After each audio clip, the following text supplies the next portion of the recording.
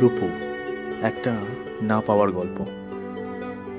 রাইয়ের আজ হসপিটাল থেকে ডিসচার্জের দিন। কখন থেকে রূপমের জন্য ওয়েট করছে, কিন্তু রূপমের কোনো পাত্তা নেই।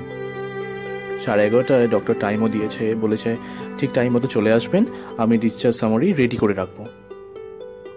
রাই ফোনের পর ফোন করেই চলেছে রূপমকে, কিন্তু রূপমের ফোনটা কনস্ট্যান্ট নট রিচেবল বলছে। ছোট্ট রূপু কেঁদেই উঠল।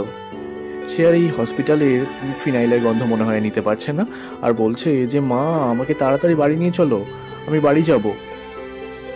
ঘড়িতে তখন 12:15।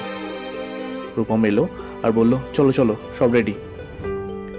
রাই বলল, এত দেরি কেন করলে? কখন থেকে তোমাকে ফোন করছি, তোমার ফোনটা নট রিচেবলই বলছে খালি।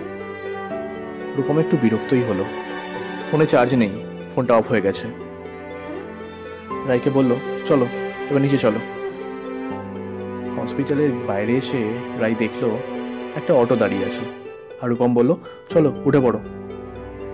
রাই অবাক চোখে রূপমের দিকে তাকিয়ে বলল, আমার পেটে 10টা সেলাই, 7 দিনও হয়নি রূপম, আমি অটোর ঝাঁকুনি সহ্য করতে পারবো না। রূপমের জবাব এলো, বাড়িতে কেউ খুশি নয়, আর তো মেয়েই হয়েছে, আর মা বলেছে যে মেয়ে যখন ঘাড়ে চাপলই, এখন থেকে বুঝে বাঁচিয়ে খরচা করিস বাবু। রাইয়ের চোখ ছলছলিয়ে উঠল। মনে হলো যে প্রসব যন্ত্রণার চেয়েও রূপমের এই কথাগুলো আরো যন্ত্রণাদায়ক।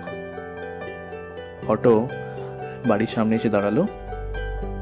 বাড়িতে যে একটা ছোট্ট অতিথি এসেছে, তারও কোনো ভ্রুক্ষেপই নেই, কারোর কোনো উৎফুল্লতাও নেই।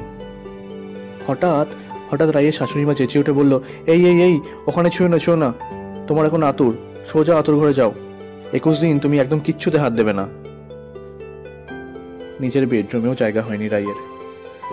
এই 21টা দিন সিঁড়ির তলায় ওই ছোট্ট ঘরটা, যেটা বহু বছর ব্যবহার না করে পড়ে আছে, সেটাই রাইয়ের প্রাপ্তি। আজ রূপু 6 মাসের হলো। রাই রূপমকে বলল, কি গো, আমাদের রূপুর অন্নপ্রাশনের ডেটটা ফাইনাল করো, সময় তো হয়ে এলো। রূপম বলল, অন্নপ্রাশন? কত খরচা জানো? আর মা কি বলেছে তোমার মনে নেই?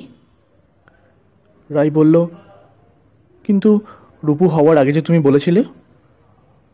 হ্যাঁ বলেছিলাম, কিন্তু সেটা রূপু হবার আগে। রূপমের জবাব। রূপুর অন্নপ্রাশনটা আর হলো না। এটা হলো রূপুর জীবনের প্রথম না পাওয়ার গল্প। হ্যাঁ, আরও এরকম না পাওয়ার গল্প আসবে রূপুর জীবনে, তোমাদের শোনাবো। তার জন্য সঙ্গে থাকতে হবে আর শুনতে থাকতে হবে আমায়।